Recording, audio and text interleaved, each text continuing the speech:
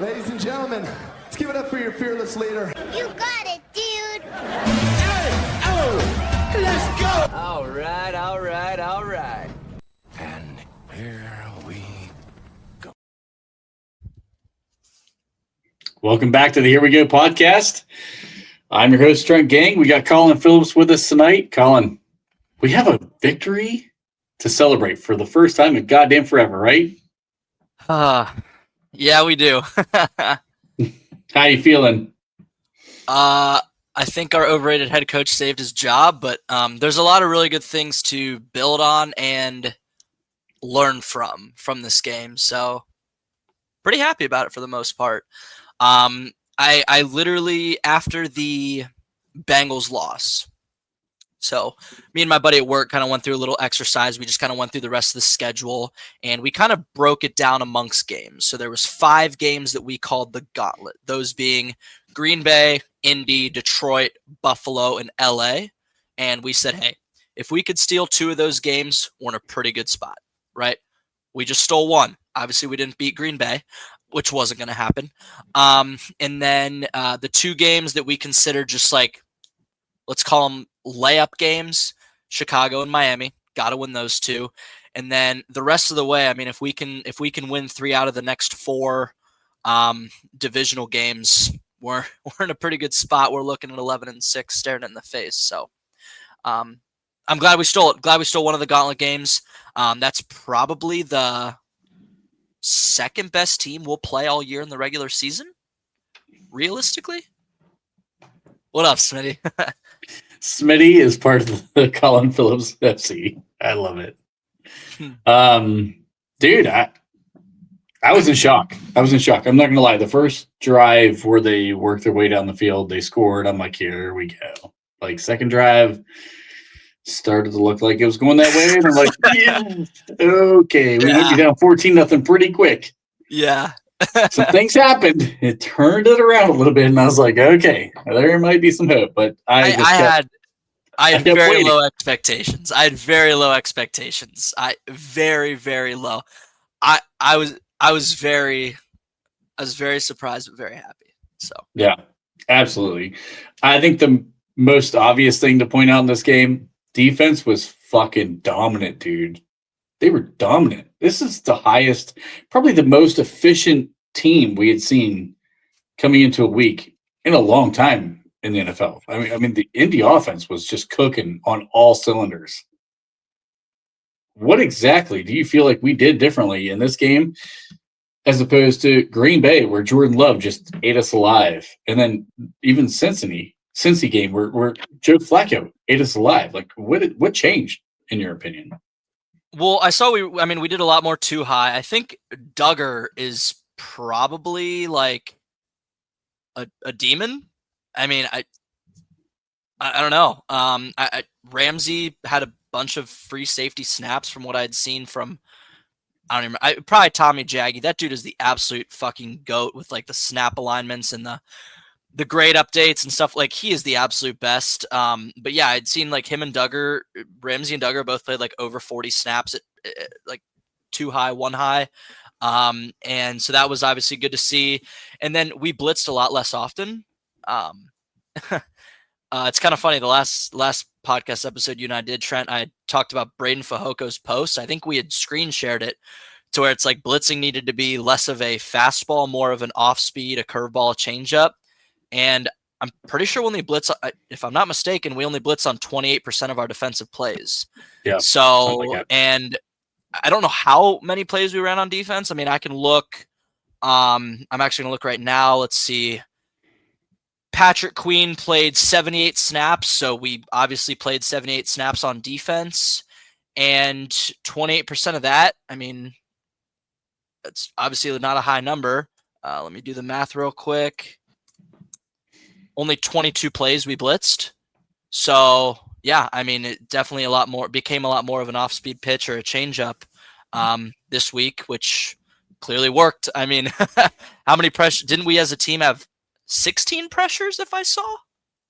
It was like, it felt like every play almost. I mean, I know. 20. PFF has us at 20 plays chart, 20 pressured 20 charted pressures. So Absolutely. yeah, 20 pressures, 5 sacks. There you go. 6 QB hits, 12 hurries, and three batted passes. I mean, fuck. What a game from the front seven. They were unreal. And yeah. I mean, it feels like that's the recipe for this defense to actually earn the pay grade, right? I mean, like, if they start eating across the offensive front and the linebackers play the way they do, Peyton Wilson had a ridiculous game. I think it's Peyton Wilson's best game as a pro. I don't think it's close.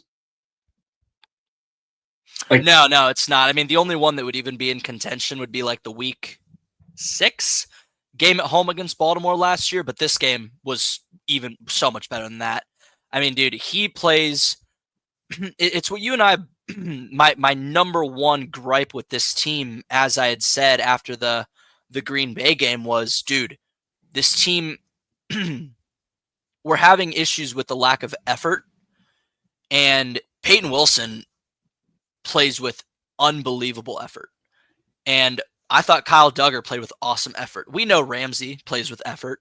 I think Joey Porter Jr., I felt like, even was a little bit more tackle hungry, if that's the word. I guess he was flying to the ball a little bit better this game, I felt. I mean, the defensive line, we got 5 absolute, monsters. I mean, we've had some effort. I've had some effort questions with both Benton and Harmon. Benton, I don't know if I think I felt the same with Benton's effort, even though we could see what his ceiling is this game. And oh yeah, thank God Thornhill 0. I saw that as well. Thank God. And then I was a little. It was a little grotesque to me that Peppers was inactive. I thought that was odd. I would prefer. He had illness. Oh, was it illness? Okay, I thought it was a healthy scratch. Okay, I wasn't sure. I believe he and Chuck Clark kind of had the same illness or injury or something along that line. Yeah, I got you, Griff. But I mean, Slay. I thought Slay even gave better effort. He was hurt 3 different times, but I thought even he gave better effort this game. So quad injury, Clark was illness. Okay, yeah. So regardless, all around much better effort, flying around on the ball, etc. That's what I was probably the most happy to see. Yeah, I mean, the tackling was much better. I thought. Listen, the box score is not going to show Jalen Ramsey's impact in this game. I thought he played fantastic at free safety for a guy who's not. I mean, this is kind of conversion. Like, we were supposed to work him into this role, like, intermediately, but like full game. He and Duggar was 3 days rest, or 3 days into the team basically, and they look good as a duo. And we don't play cover 2. We do not play cover 2. And I think if I saw the stat correctly, I think we played almost 60% in cover 2 in this game. I mean, like, okay. I mean, if that's a formula to slow teams down and cut off some of this short game shit that we've been seeing, I'm all in. Like, yeah, do what you're going to do. Eccles, I thought, played fine. I think he's better on the outside than in the slot, but he was fine. And Thornhill was fucking horrible. Clark has been fucking horrible. Ramsey and Duggar looked like 2 actual safeties that know what the fuck they're doing at safety. It was totally different ballgame. So yeah, I think the one thing Daniel Jones struggled. Yeah, the one thing I will nitpick with the cover 2 thing is, like, I do think that, and we need to do it soon, is oh, for sure, yeah. The things that we need to work on soon is JPJ's kind of, I guess, IQ, but also technique in cover 2 does need improved now, because he had gotten exposed, I believe, 3 times, once against Pittman and twice with Pierce. 2 of them were hole shots. One of them was like a really deep out route comeback, whatever you want to call it, with Pierce. So that's like the one nitpick I had with the amount of cover 2 and we played. But dude, I'm willing to give up a couple sideline catches for 18 yards if it means that the defense plays the way they did. So, I mean, Daniel Jones pretty much all year was, I mean, he was that dude from a metric standpoint, as from perspective of EPA and stuff like that. minus 0.18 EPA per play. QBR was 31.7. Total EPA was negative 11 for the game on 61 plays. I mean, dude, we ate him alive. And, I do think that a lot of teams are going to see that, and they're going to find that the way that we did it's kind of funny because teams have used us as like a teaching tape for how not to do things. And this week, it's like, this week it was one of those things where it's like, oh, so this is how you beat Indy. Yes, so it was. That was cool to see. Another little nitpick, or I guess not nitpick, but a comment I wanted to make was I was very kind of dumbfounded by the lack of JT carries. Like, JT has been kind of the nucleus of that offense all year, and he didn't really get the ball. I mean, I know he only had like less than 3 yards a carry, but still, like, especially with a quarterback like Daniel Jones and an offensive line like that, I feel like a good way to get the offense in rhythm is to give it to the Opoi favorite right now. But I mean, hey, 6 turnovers. I mean, whatever, 5 turnovers, whatever it was, I'll take it all day. But absolutely. So I'm leaving this up from Jeremy's comment here. There's good reason for where the fire came from, I think, on Sunday. So we had a lot of Hall of Famers in the house for that game, obviously. But the Jalen Ramsey locker room conversation, I feel like that had a huge impact on the defense because they came out on fire. That first drive, don't get me wrong, Indy moved up and down the field, but I felt like they settled in after that first drive, and it was like, we got this. Like, we're good. Like, they felt really, really good after that. And that TJ strip sack, man, it kind of just let the floodgates open up. I mean, do you want to make a comment about the Jalen Ramsey? We don't know exactly what all was said, just kind of what Aaron Rodgers let out. I mean, it kind of does go back to like my point on the effort thing. I think really the biggest thing was like just giving more effort. I don't know what he said, and frankly, I don't really want to know. I kind of want it to stay there because I'm sure a lot of nasty shit was probably said. It's kind of funny because I was literally listening to I listen to John Middlecoff. I know the Sanctuary guys don't necessarily love him, but I adore him. And he had said, like, if the average person were to walk into a defensive meeting room and kind of a defensive pregame speech, like, the average person would be kind of uncomfortable with it. And I feel like that was kind of one of those things with the Ramsey speech. That's the first thing I thought of when I saw the reports on the Ramsey speech was, yeah, it probably made some of those guys a little uncomfortable. And I think that's probably what they needed, because it's a common theme with the Mike Tomlin defenses and the Mike Tomlin teams in general, that after, 5-6 weeks, that rah, here we go, kind of standard is the standard gimmick wears off. The effort starts to drop. The, 11 heads of the ball kind of thing kind of drops. And, this is definitely what they needed, because it was about that time of year. Again, common theme with Tomlin defenses where the whole rah, we're the underdog, we're tougher than you gimmick kind of gives up. So it was certainly needed. And I hope we can carry that into LA, because I'd like to see Justin Herbert get knocked on his ass a few times myself. But yeah, I think the point for me in this whole thing is sometimes Jalen Ramsey can be labeled as the guy who's like the troublemaker. His mouth is too like boisterous and he causes issues in the locker room. This is exactly the type of guy you need sometimes in your locker room. You need a guy who's going to stand up and make his voice heard, and he's going to have to like make them understand that this is not acceptable from a defense. We're paying way too much for this defense for them to quit in the middle of games because they're just getting beat repeatedly. And you can call it whatever you want. You can call it effort. You can call it schematics. You can call it just lack of ability. It doesn't matter. This dude pretty much called out the team defensively, and they fed off of that clearly. I mean, they clearly fed off that. And I feel like Jalen Ramsey's impact for this team has been so much more than just the play on the field, man. This dude, he's a big hitter. He sets a tone. I mean, the Pittman thing, dude, that hit. It said another tone. Don't come across the middle.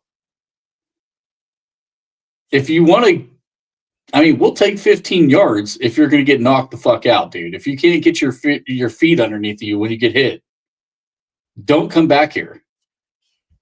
Like, that's the whole messaging behind him. He's playing aggressive. He's playing hard. He's making plays. Dude, Jalen Ramsey is a phenomenal pickup. And he's setting a tone on the defense. You expect it from Cam Hayward. You expect it from TJ Watt. A guy coming in his first year and a few games in, not usually like that, but Jalen Ramsey's not usually that kind of player either. He's the guy. He's the alpha right now of the defense. I love it. I love what I'm seeing. Anybody? Good.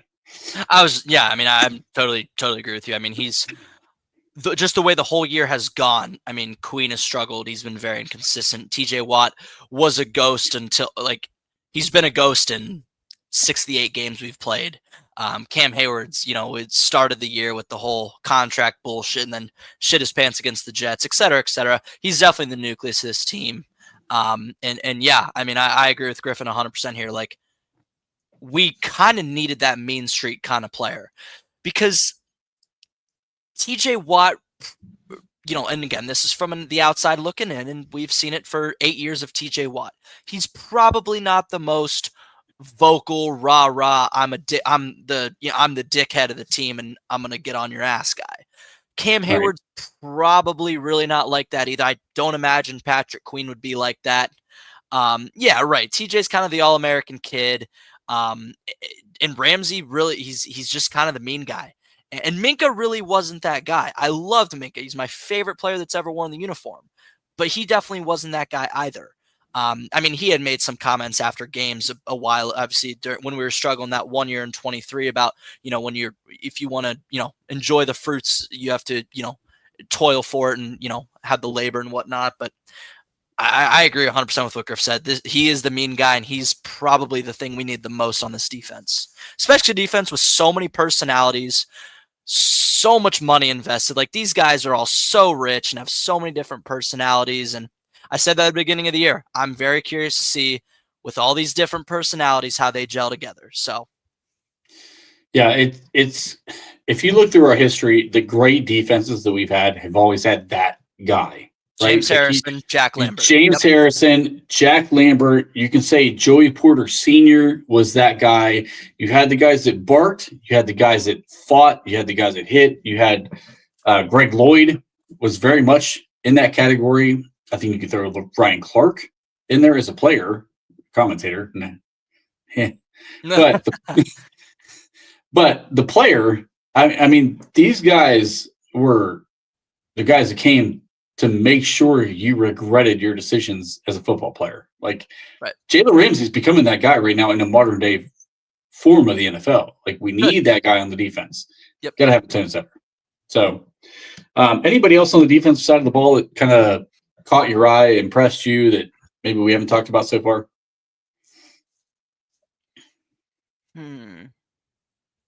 James Pierre in his limited snaps was pretty darn good again. At least I thought. I did kind of want to go over these grades here real quick. All right, you ready for this? So, yeah, go for it.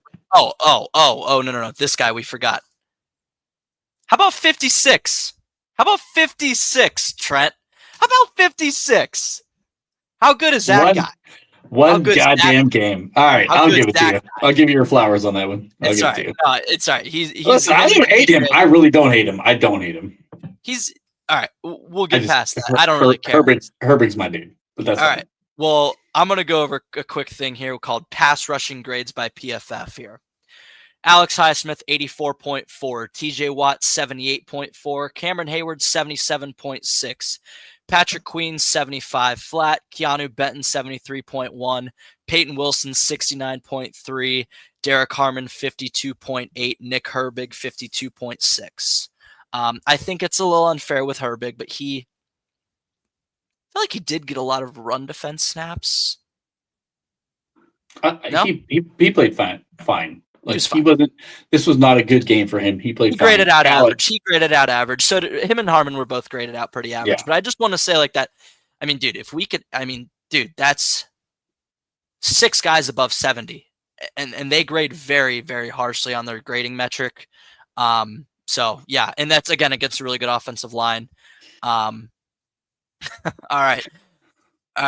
So anyway, but yeah, so I did just want to mention that. But I'm good on the defense. I got nothing else to say. He had a fantastic game. TJ, the strip sack was a monster play. I thought Cam Hayward had a phenomenal fucking game. Man, I thought he was a wrecking ball all game. And I don't know if, again, I mean, Peyton Wilson, he's caught some shit this year. But that dude played his ass off this game. He played his ass off. Great game for him too. He did. How about the offense? Let's go to the offensive side of the football right now for a minute. I felt like they kind of underwhelmed. I mean, it was an underwhelming 27-point performance, in my opinion. What do you think? Well, we had perfect field position like half of our drives. So yes. No, the offense I really like.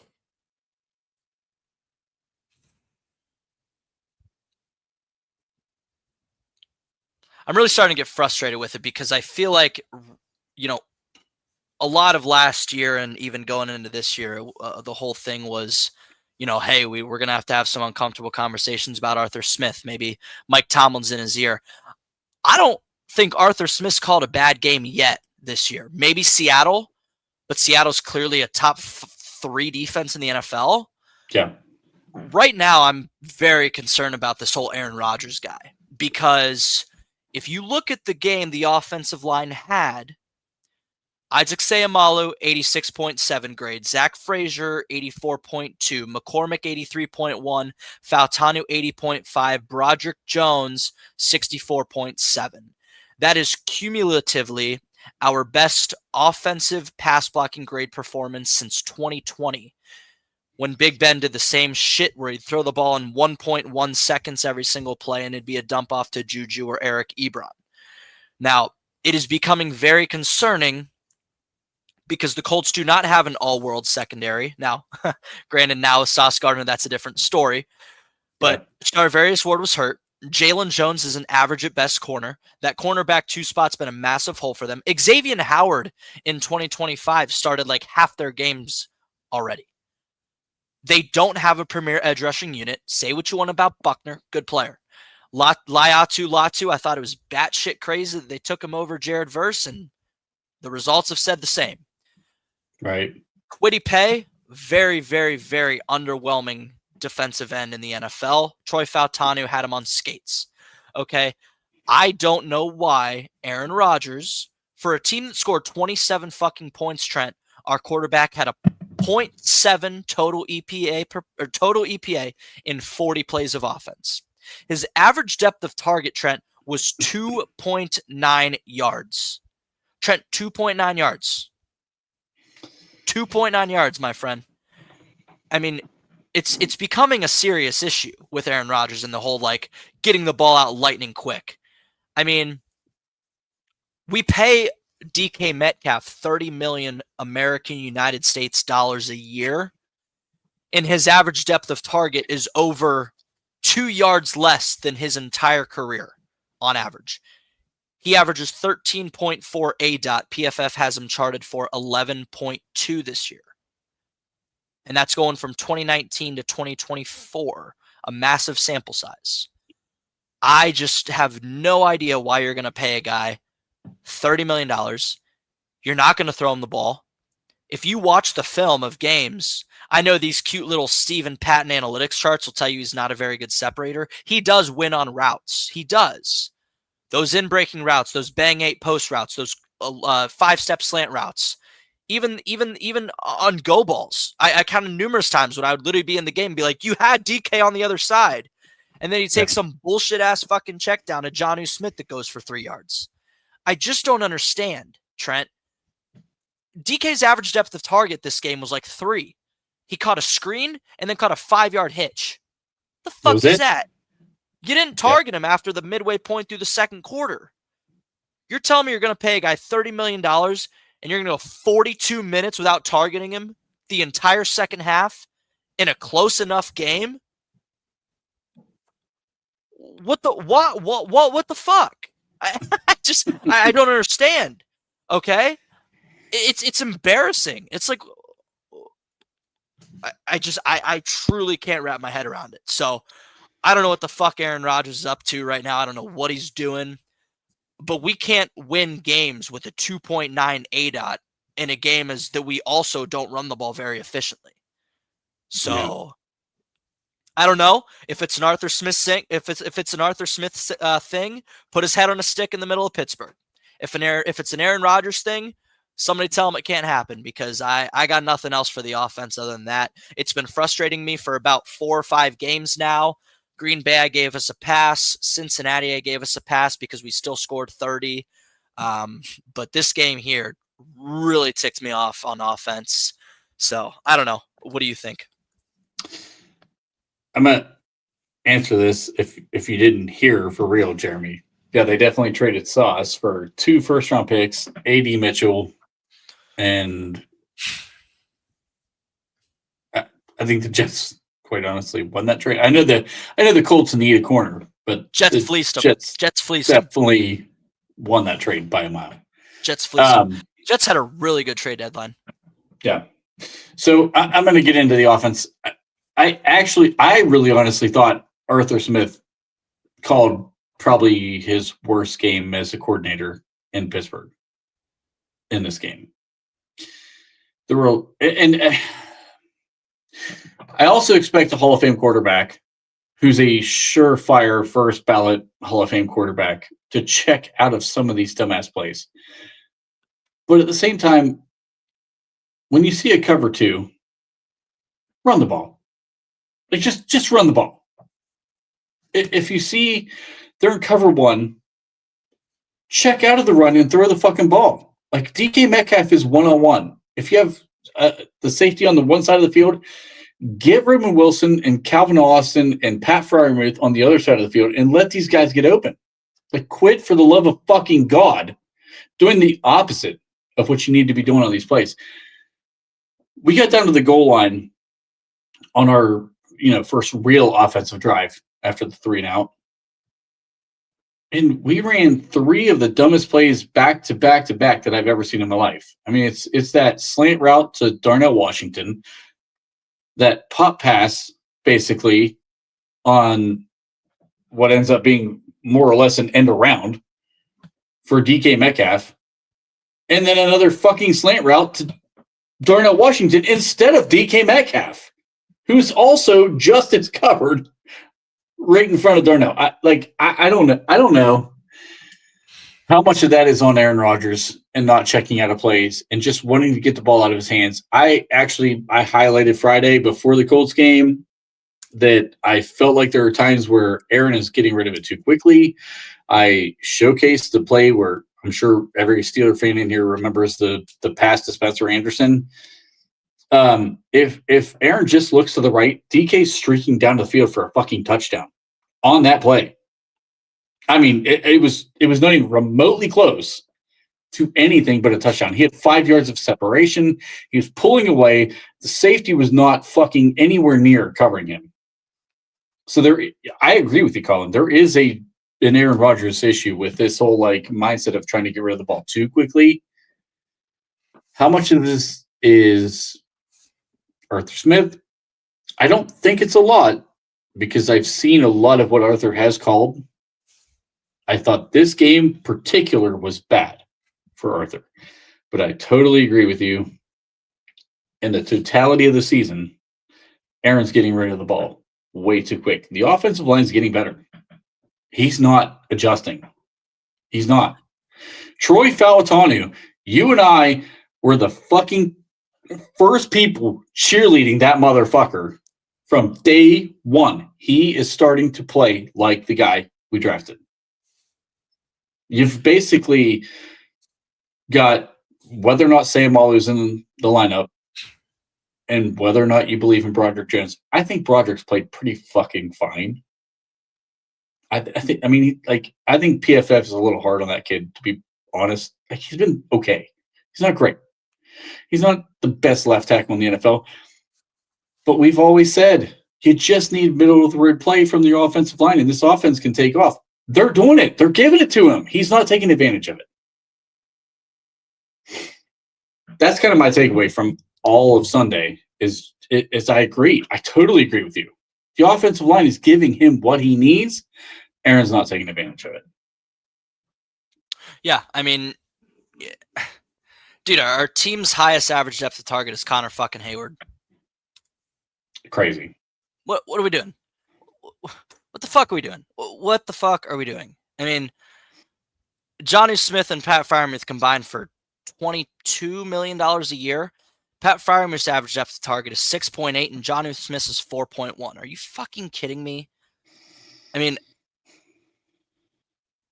if Will Howard's willing to throw the ball down the field, start him. Any quarterback in the NFL can throw the ball at an average rate or at an average depth of target of under 3. Any quarterback can throw a bunch of screen passes.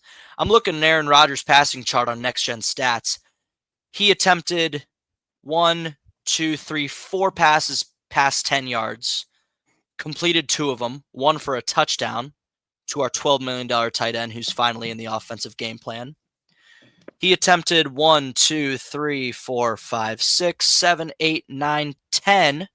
of his how many passing attempts did he have? I don't have box score up. I don't have it up either. Hang on, I can get it for you. Cool. So 10 of his passes were behind the line of scrimmage. 1, 2, 3, 4, 5, 6, 7, 8, 9, 10, 11, 12, 13, 14, 15 of his attempts. 35. He had 35 attempts. 15 of them were 5 yards or less, and 10 of them were behind the line of scrimmage. So how many attempts did he have? 35. He had 35 attempts, and 25 of them were inside of 5 yards. Anybody? Anybody in the comments want to tell me why? Jeremy the offensive I- line averaged about an 82.5 pass blocking grade on PFF, and they are very hard on offensive linemen. You are very lucky to get a team with an average of above 60. Like, I don't know. I don't get it. I truly don't. I don't get it. I don't either. I mean, the finger jam thing. I've seen a couple people make comments about that. I don't think that was the issue because he looked like he threw the ball fine. Honestly, in my opinion, I think he was fine. That's a shitty cop out. Well, if you watch the throw to Calvin Austin down near the goal line where he leads him on the back shoulder and throws a perfect ball, he raises the defense perfectly. Like, no issues there. The Pat Freiermuth touchdown, no issues there. The plays where he was trying to get it out downfield a little bit, the throws were on target. So I can't. I'm not willing to talk about a finger in that situation. I feel like Arthur Smith called a bad game for the most part, but Aaron Rodgers has got to get the ball the fuck out of his hand a little after 2.4 seconds. Like, I mean, he's throwing the ball before guys are out of their breaks or even going into their breaks at times. Like, you got to get the receivers a chance to get open and make something. Well, and yeah, like Jeremy's saying right now, this team loves to throw behind the sticks, and Aaron Rodgers just loves throwing behind the sticks on third downs. I mean, I don't understand it. Like, and I don't feel like it's schemed that way. I just don't. No. Again, you watch the film and you even watch the games. I mean, this game, most of my point of emphasis on offense was to watch DK. I said, okay, let me actually get an idea of what we're doing with DK. He's winning in routes. He's getting open. It's there. And Rodgers, I mean, he doesn't even look his way. It's one read.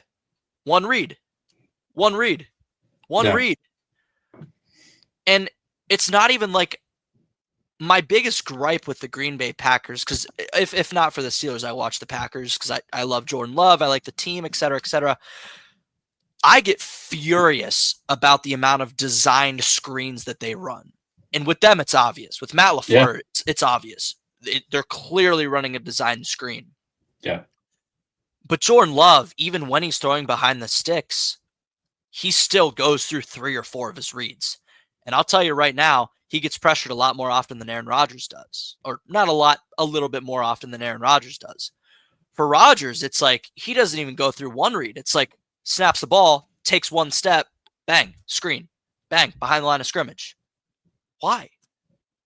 You have guys who can win on their routes. You have a third rounder. You have a fourth rounder who went for 500 yards last year. You have $21 million combined in your top 2 tight ends. You have a $30 million receiver, for Christ's sakes, who is an S-tier deep threat, an S-tier speed guy, an S-tier athlete, who, by the way, is 6'4", 240 pounds. Why the fuck are you so concerned with throwing the ball to behind the line of scrimmage to retards named Gainwell and Jalen? Or retard named Jonnu? Or retard named Darnell? I have no fucking clue. I got nothing. All right. So let's get into this because there's a lot of people who felt like the team needed a second wide receiver to help DK get some separation. Did you expect this team to make a move at the trade deadline? Let's start there. Did you expect them to make a move? I didn't expect them to, but I was disappointed that they didn't. So I'll say that. I was kind of in line with you because I felt like the Duggar move was their way of kind of sealing the Elliott injury, right? Like they were filling that role with the way, and Jalen Ramsey's moved to free safety. It worked out. They probably weren't going to look for a move there. Corner, I was a little surprised they didn't try to go get a corner, and they were still in the wide receiver market. Jacoby Myers was there. A 4th and a 6th, right? I think it was a 4th and a 6th that pulled him away from the Raiders by the Jags. We got outbid. Myers? Yeah, no. Myers and Shaheed both went for a 4th and a 6th. I couldn't believe it. Also, I did want to say to Jeremy, Kenny Pickett's career in Pittsburgh's average depth of target was 8.1. Aaron Rodgers is 6.2. So, still off. Anyway, yeah, seeing the asking prices or the selling prices, I guess, for Jacoby and Shaheed, I couldn't believe that they didn't. Couldn't believe it. I mean, they both went for a 4th and a 6th. I mean, I would have given up 4th and a 6th all day. Yeah, especially for Myers. I mean, I'm not I don't know. I'm not like a huge Shaheed guy. I think he's more of a deep threat than I've wanted a route runner. Like I've wanted a route runner so bad to go opposite of DK, a guy who can get open quick that the defense has to adjust for, that might help open DK up. You can line these guys same side of the field in like a twins package. I had my mindset around a guy who's going to win early. Myers was that guy. And for a 4th and a 6th, that's not a big deal. So then I'm like, okay, we basically have bailed on this. So maybe we're taking a shot at another big fish. Nothing. I mean, they made no move. Yeah. I mean, again, I wasn't shocked that I didn't think they would, but I was disappointed that they didn't. And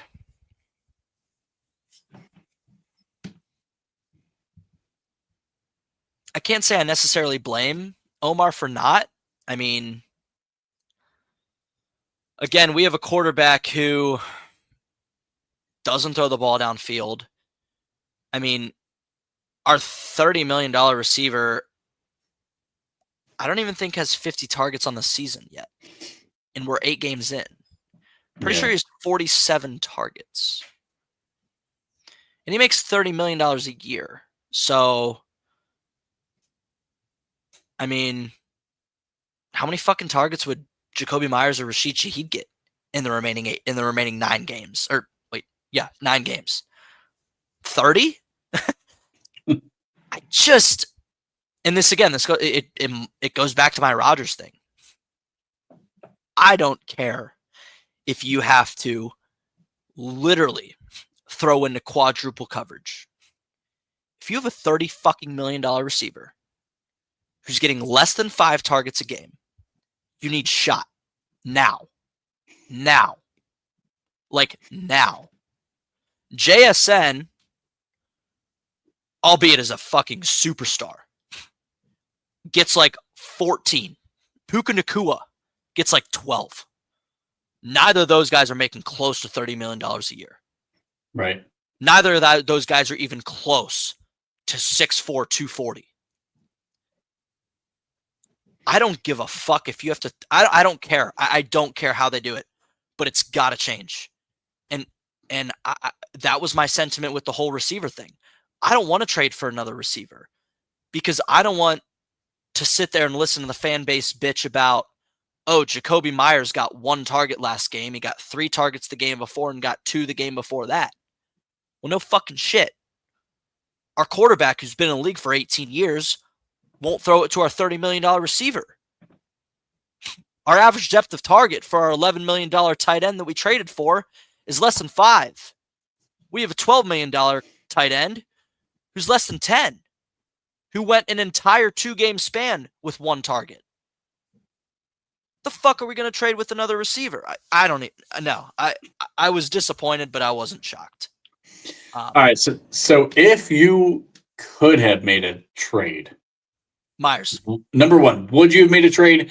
Number 2, who was your top target? Yeah, I would have traded for Myers. Yeah, I would have traded for Jacoby Myers. I thought the fit was good. Would you have given the same trade package he ended up getting with the Jacksonville Jaguars? A 4th and a 6th? Yeah. Pretty easy trade, right? Yeah. I mean, Shaheed, like, again, Shaheed's cool and all, and I know Derek Bell was fawning over it, but again, Shaheed's the guy who wins downfield like DK does, and DK barely gets any deep targets anyway, so having another guy who can only really win downfield kind of felt a little pointless to me. I didn't like him either. Honestly, his name kept popping up, and I'm like, he's not the right guy. I mean, what is the difference between Shaheed, Calvin Austin III, and Roman Wilson? I mean, Shaheed, is he a better caliber of what those 2 guys do? Yeah. Right now, yeah, sure. But they're all guys. They're the same guy, right? Yeah, they're all guys that are under 6 foot that run 4.3 something. Yeah. That are twitchy guys. I didn't want Shaheed. I know Derek Bell. I'm sure he'll find 550 reasons. The same way he did with Geno Smith the last 3 years. I get it, Derek. He's really good. He's awesome. He's fantastic. But no, I didn't want anything to do with that. But yeah, Asante Samuel is the guy that I'm looking at right now. Yeah, I think if they're going to keep Jalen Ramsey at safety, you got to bring another corner in the room, right? I mean, Corey Trice clearly he can't stay healthy. You just released Beanie Bishop at his request. He's got to get cut, so that portion of the fan base, or Corey Trice has to get cut. I need that portion of the fan base to get out of here, to be honest. He's done. He's good. Yeah, he'll never play. I mean, if you can't go a week and a half, might be time to hang him up, brother. Yeah. Gotta hang him up. Let me ask you this about the Steelers version of the trade deadline before we jump into the NFL as a whole, but Jalen Waddle, the asking price was a 1st-round pick. There's some people saying they would have given a 1st-round pick. There's some people saying they would not have given a 1st-round pick. If you were Omar Khan, would you have given a 1st-round pick for Jalen Waddle?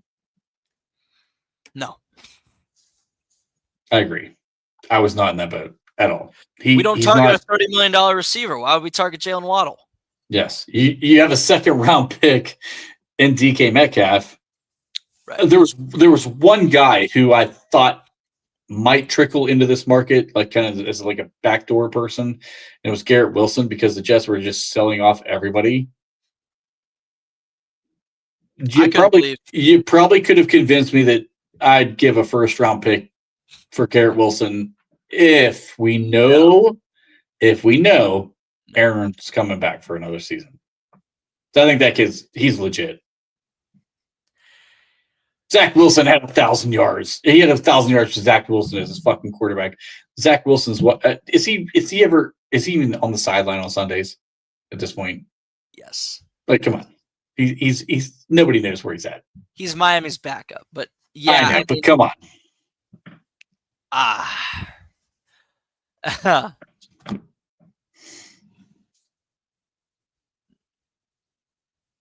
Is Garrett Wilson a top 20 receiver? I had him in. I think I had him. I couldn't remember. We did our wide receiver episode last year.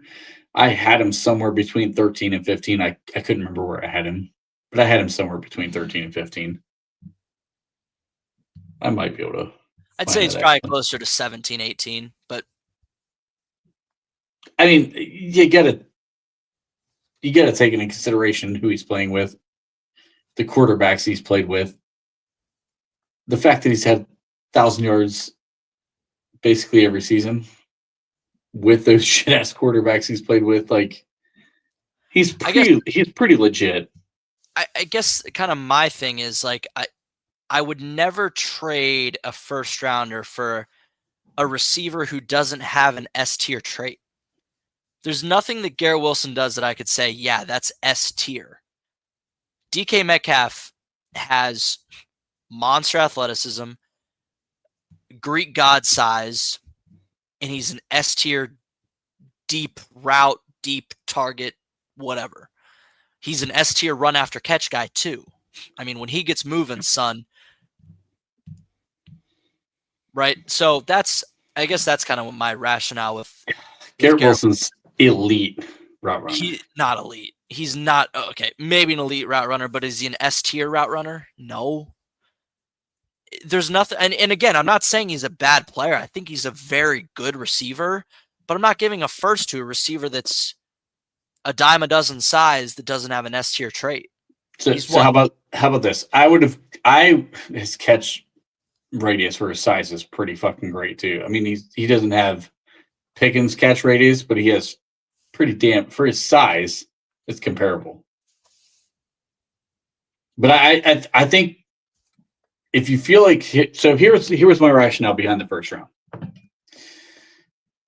If you feel like this team legitimately has a chance to compete with some of the big boys once we get into the playoffs, okay, let's feel like the defense doesn't play like they did last week, but they get better as the season goes on, and these veterans start to like get to know each other and grow together.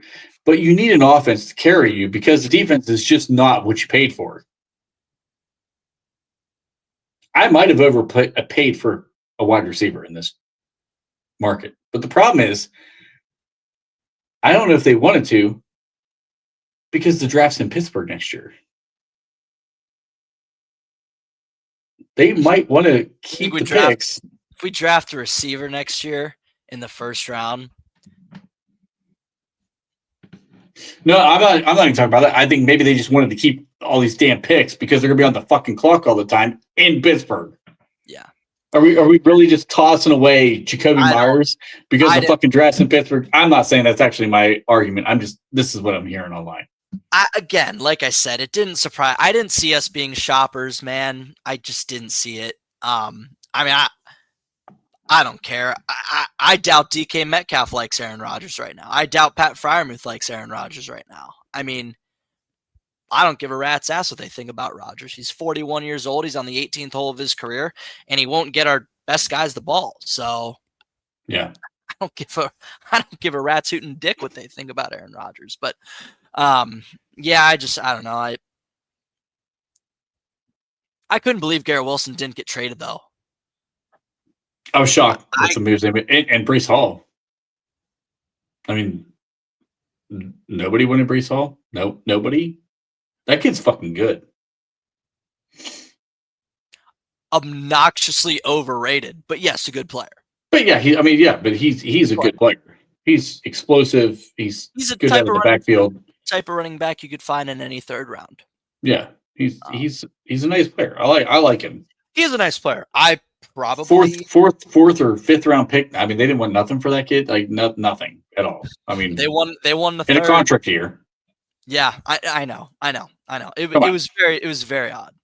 Yeah, and he'll probably get overpaid a lot in the open market next year. He will. Because he doesn't have a lot of wear and tear, and he's young. So yeah, absolutely. What were some moves, just NFL wide, not Steelers wide? What were some moves that you really, really liked at this deadline?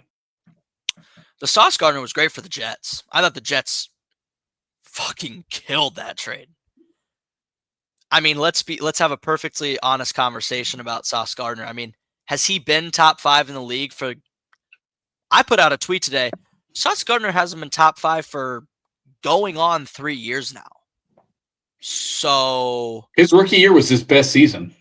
Right. Like he hasn't been top 5 for going on 2.5 years. 2 first rounders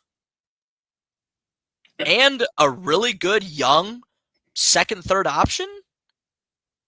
That's a win. The Jets for least wide receiver needy team. Yes. Yeah. And a guy on a huge contract. In 2 years, Sauce Gardner will be making $36.1 million. Is he even going to be in the top 10 in 2 years? Not the way he's trending. Not the way it's trending. No. The Quinn and Williams trade.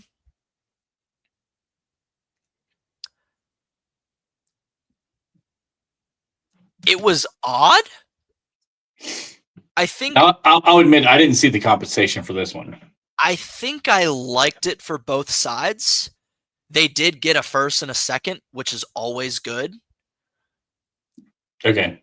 I thought it was first, but I couldn't remember if there was. It was the first and a second. So it's a 2026 second, a 2027 first, and that Mozzie Smith kid that Dallas totally missed on 2 years ago in the first round. So that was the package. I think it was an even package. But I just don't understand why. I feel like New York is kind of stupid to give that away. Because he's been like the heart of your defense for like 5 years. Yeah. Like that to me was, he's obviously like the TJ Watt of that defense, the Patrick Surtain of that defense, the Chris Jones of that. You know what I'm saying? Like he's kind of the defensive identity in New York. So that was odd. And then also for Dallas, like, I get needing another interior defensive lineman, but like, y'all can't cover anybody. Y'all couldn't cover me and Trent right now. Yeah. Deron Bland got $92 million last offseason, and he got broken. Like he did. That was amazing. ACL tear on Marvin Harrison Jr. By the way, can you believe Marvin Harrison Jr.'s career high is 7 catches? Isn't that fucking crazy? That is nuts. Listen, it's a whole different episode, but we're about to have a Kyler Murray conversation at some point. Stop. And Trayvon Diggs. Kyler is fucking trash, dude. Trayvon Diggs sucks too. And that safety groups. Actually, stop. I will go down with the Donovan Wilson ship. I will go down with that ship. I don't care what it takes. I'm going down with that ship. But Trayvon Diggs is horrible. Deron Bland is horrible. Kyer Elam's worse. And that's a ship I would have loved to go down with too, because when the Bills drafted him, I was like, oh shit. So, but yeah, no, it's just, I think both sides won in a way. Yeah, I get what you're saying. But it was odd. Jalen Phillips to Philly. Great trade. Giving up a third rounder for a. Dude, Howie Roseman is the fucking undisputed best GM in football. And there is no, there's one. And 2 is laying on my fucking floor right now. There is nobody even remotely close. It is not even in the ballpark. Howie Roseman is fucking disgusting as a GM. This guy, Howie Roseman, built around their quarterback so well that Jalen Hurts was in like top 5 talks this offseason, bro. Absolutely. And he just gets anybody and everybody he wants. Jalen Phil, and again, he's a B. He's a nice pass rusher though. Like when you have that interior and Nolan Smith on the other side, like damn, dude, come on. Philly just keeps getting better. I thought Nolan Smith got hurt. Is he out? I thought anyway, they got a B tier pass rusher, of very much the third most premium position in the sport, to a selling team for a 3rd round pick. Pretty good Throwaway deal. pick. Pretty good deal. And with the way the Eagles do business, I'm sure they have 7 third-round picks in the next 2 years for compensation. I think he had 3. Yeah, I think he had 3 in this draft. They he don't gave away one of them. It was literally a throwaway pick. Yeah, I will say I'm kind of curious to see what they do with all these contracts they have. Because I think Jalen Phillips does make close to $25 million a year. Not positive, but I'm pretty sure. That trade was good. Let's see, anything else? That was, I mean, the Shaheed to Seattle thing kind of weirded me out. I didn't know, like, what did you think? Like, Torrey Horton's a good player. They got 2 decent tight ends. Like, how's the target share gonna look? Are they just giving up on the run game? Which is weird because K9's a good player. I like him. I think he's a fantastic running back. I mean, he's nothing like. I don't know if you're putting him in your top 15, but he's floating in the ballpark. Close to that, sure. He's like floating in the ballpark. He's like Garrett Wilson range. Like, you could put him at 12, I wouldn't argue. You could put him at 21, I wouldn't argue. You know, like he's in kind of that range. Usage is weird. I think that Charbonnet thing, they kind of fuck up the usage a little bit. Not a good player. No, I don't know why. Like I don't know why they like him so much. I know. It was like how Pittsburgh was with Benny Snell. It's like, I don't know why you guys like him so much. Yeah, good. That's a good comp. I like that. Like, I just didn't understand it. But yeah, I think that John Schneider's kind of just saying, like, hey, listen, we're trying to go for it all. We have a wide receiver and a superstar season. Offensive line's holding their own. Defense is top 5 right now, and it's only going to get better because all their super young guys are finally starting to get in the mix, i.e. Nicky Manwari. Devin Witherspoon's finally getting healthy. Fuck, man, that's going to be a dangerous team. I like that team a lot. That's going to be a dangerous team in January. So I think John Schneider's kind of just like, listen, this Clint Kubiak guy doesn't really have the run scheme down. We're not really getting the most out of the 2 backs we have. Let's just go all in on Darnold, and rightfully so. Yeah, I mean, I guess it works out for him. I mean, probably does work out for the Saints. I think they are. I mean, Chris Olave's obviously the future of that team in their eyes. I don't necessarily agree. I think he's a high-end 2, a very low-end 1. I don't think he'll ever be anything better than the 25th best wide receiver 1 in the NFL, but he's probably like the 40th best receiver overall. So, you know, take what you will with that. I think the Seattle side of that trade is that Sam Darnold clearly likes to air the ball out. Well, and what do they do with Cooper Kupp?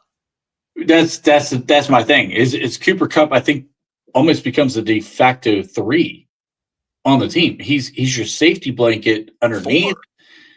Because Torrey Horton's a stud. Yeah. You know what I'm saying?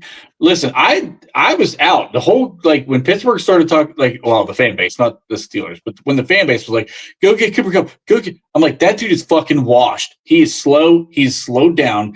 If you watch, his separation rate is dropping drastically. I just felt like he was kind of done. And maybe Seattle kind of recognizes that too. Like, even though they paid him the contract, they paid him. Maybe Horton becomes a 3, and now Shaheed becomes a de facto 2 because he's the deep threat. I don't know.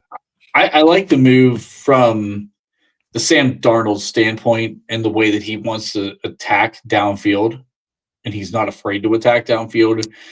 And maybe that helps continue to build that run game that they want to do. Yeah, the winners of that trade is going to be Sam Darnold and Clint Kubiak.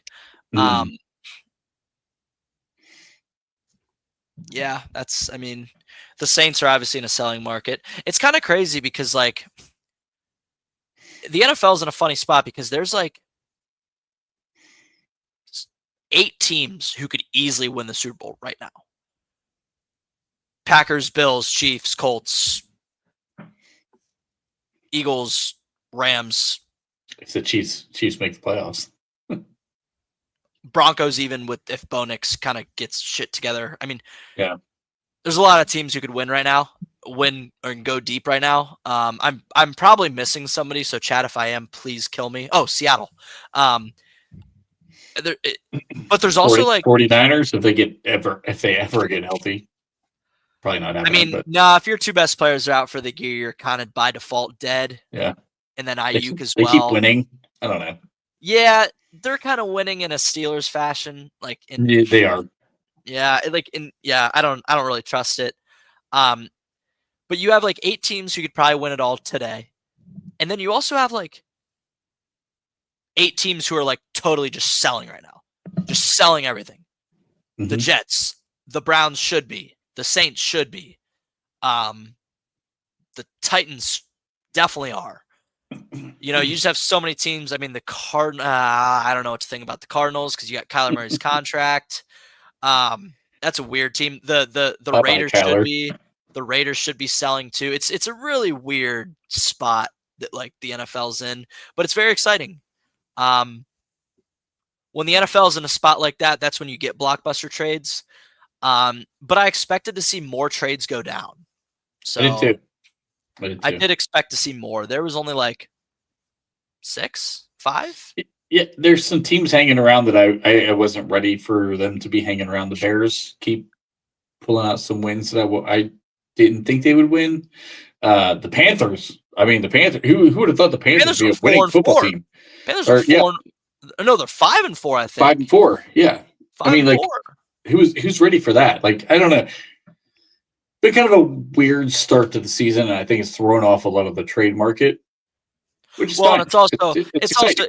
it's also going to make it a tough year by default when the best dynasty of the last 7 years like is low key kind of ass or kind of average. Like when the Chiefs aren't even in the current playoff picture, it's like interesting. Yeah, it was Darren's right. It was slow. yeah, it was a slow deadline, but I mean, big moves. There were some big moves. The Jets carried most of the weight, but like, I mean, that Sauce Gardner trade was insane. Of course, the Eagles are going to be involved somehow. Yep. Surprisingly, Dallas was involved. Actually, not really surprising. I don't think. Yeah, their offense is fucking ridiculous, dude. If they, you sure? Come on, dude. Their offense has been spectacular all season. One bad game is not going to negate the offense. Dak's put together 2 absolute fucking stinkers in a row. That's fine. 2 total fucking stinkers. But yeah, I'm intrigued. It's fun sport. It's good times. All right, man. I don't have anything else. Do you have anything else you wanted to cover before we hop off here? Have I bitched about Rodgers enough? You've covered it a decent amount. We've got plenty of time to recap on it. We can do it again. I think I'm good. He gets 1 week. Right. He gets 1 week. He gets 1 week. He gets the Chargers game. He gets a Chargers game. If so, I'm out. Bring me Will Howard. I love it. All right, chat. You guys were fantastic tonight. Always appreciate you guys. Colin, thank you as always coming back on here. We'll be back next week, Tuesday, 8:00. Maybe even sometimes, Colin, we might have to get into some side projects on the weekend if you're up for it. Let's might get up. Maybe some like QB talk for 2026. Who knows? But as always, share, subscribe. Is good. Oh, the good stuff, dude. I like him. We definitely need to get in. We have not gotten into a good 2026 QB talk. We need to dive into that. So, share, subscribe, all that good shit. As always, thank you for watching. Colin, appreciate you. Yep. Thanks, guys. Just smile and wave, boys. Smile and wave.